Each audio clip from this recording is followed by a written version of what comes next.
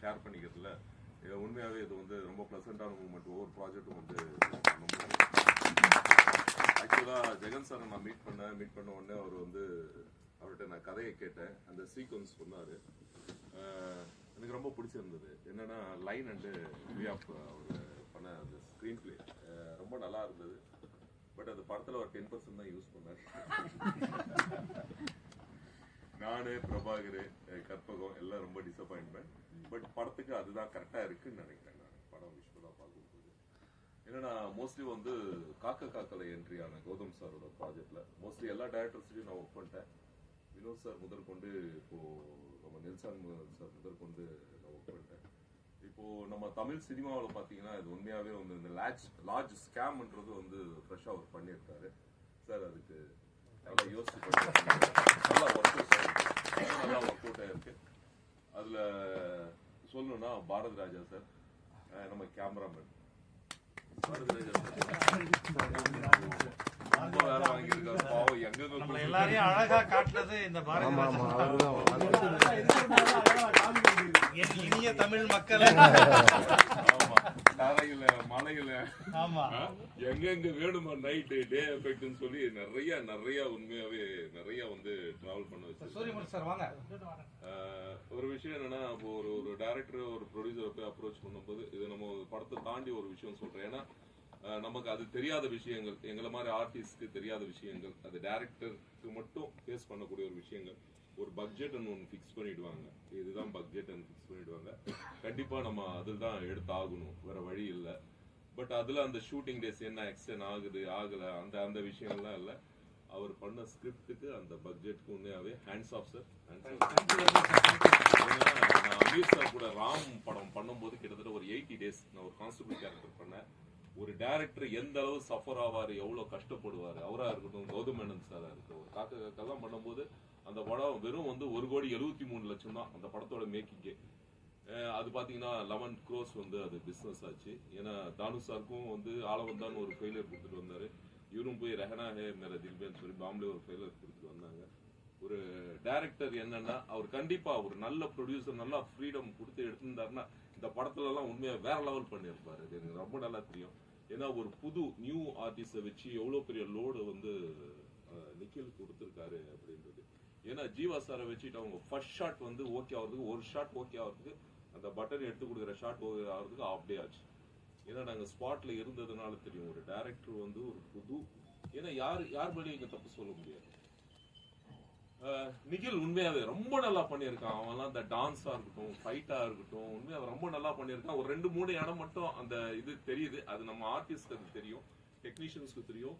மற்றபடி ரொம்ப நல்லா பண்ணியிருக்கான். படத்துல வந்து நிறைய பில்லர்ஸ் இருக்காங்க. யாருன்னு சொல்ல போனா மியூசிக் டைரக்டர், கேமராமேன் ஆல்ரெடி சொல்லிட்டோம். மியூசிக் வேற லெவல் மியூசிக், வேற லெவல். அந்த மெலோடியா இருக்கட்டும், மற்ற அந்த 3 சாங்கா இருக்கட்டும், அவ்வளோ நல்லா இருந்தது. அப்புறம் லிரிக் ரைட்டர் வேற லெவல். அதெல்லாம் வந்து உடம்புக்கு வந்து 4 பாட்டுமே உயிர் மூச்சு. அப்புறம் டான்ஸ் மாஸ்டர் ரொம்ப நல்லா பண்ணியிருந்தாங்க. ஃபைட் மாஸ்டர், அப்புறம் எடிட்டர், எல்லா டெக்னீஷியன்ஸ் ஒர்க் எல்லாம் அவ்வளோ நல்லா இருந்தது, ரொம்ப நல்லா இருந்தது. அப்புறம் நம்ம அபு சார் ஃபர்ஸ்ட் ஹாஃப் ஃபுல்லா அவரே ஆக்குபை பண்ணிட்டாரு.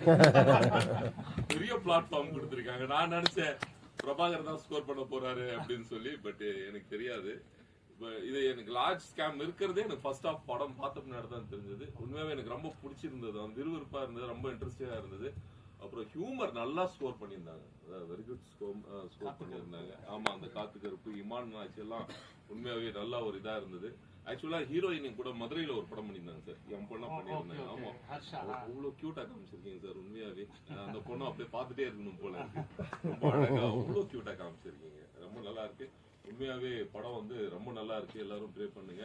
இந்த வாய்ப்பு எனக்கு கொடுத்ததுக்கு ஜெகன் சார், நிறைய பேர் பேசிட்டே இருக்கு. Okay, thank you so much. நான் பார்த்ததே கிடையாது. அம்பா வாங்க வாங்க சார், போங்க சார் அப்படின்னு தான் பேசுவாரு. ஸோ அது எனக்கு ரொம்ப பிடிச்சிருந்தது. இந்த மாதிரி போலீஸ் அண்ணன் சூப்பராக பண்ணியிருந்தார். ஃபர்ஸ்ட்லேருந்து லாஸ்ட் வரையுமே பட்டையை கிளப்பிட்டாருன்னு தான் சொல்லணும்.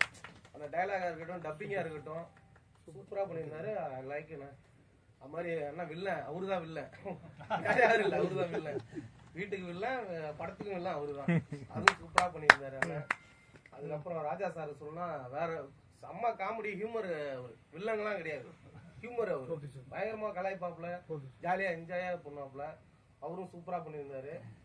எனக்கு என்னன்னா இந்த படம் பார்க்கும்போது அவங்கள்ட்ட என்ன சொல்லணும் ரொம்ப நேரமா இருக்குது. இந்த ஒன்று போகும்போதெல்லாம் மேட்சிங்லாம் வேற லெவல்ல இருந்தேன். உண்மையுமே இது பட்ஜெட் படம்லாம் கிடையாது, பெரிய படம் தான். நான் சொல்றேன் பட்ஜெட் படமே கிடையாது, ஓப்பனெல்லாம் பெரிய படம். என்னன்னா என் சீன்லாம் கொஞ்சம் கட் பண்ணிட்டாரு, பரவாயில்ல இருக்கு. கதைக்கு என்ன தேவை அதானே கொடுத்து எடிட்டர் தான் கேட்கணும். ஆமா அதான் அவர் எடிட்டர் விடாதீங்க. அவர் அண்ணன் சூப்பரா பண்ணியிருந்தாரு. ஒரு அண்ணன் சூப்பர் வேற லெவலு.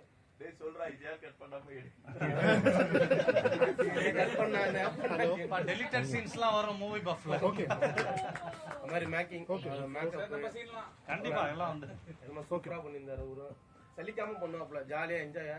ஆமா, நாங்க ஒவ்வொரு நாளும் அதாவது கேமராமேன் அண்ணனுக்கு தான் ரொம்ப தேங்க்ஸ் சொல்லணும். ஏன்னா காலையில இருந்து நைட் வரையுமே இருப்பாரு, எப்போ முடிப்பாங்கன்னு தெரியாது. ரொம்ப ஒரு பெரிய ஒரு விஷயம். Thank you so much. இந்த படம் வந்து ஹிட் ஆகும் கண்டிப்பா. வந்து அந்த வெள்ளி விழாவை நம்ம கொண்டாடுவோம் கண்டிப்பா. Thank you so much. கவிஞர்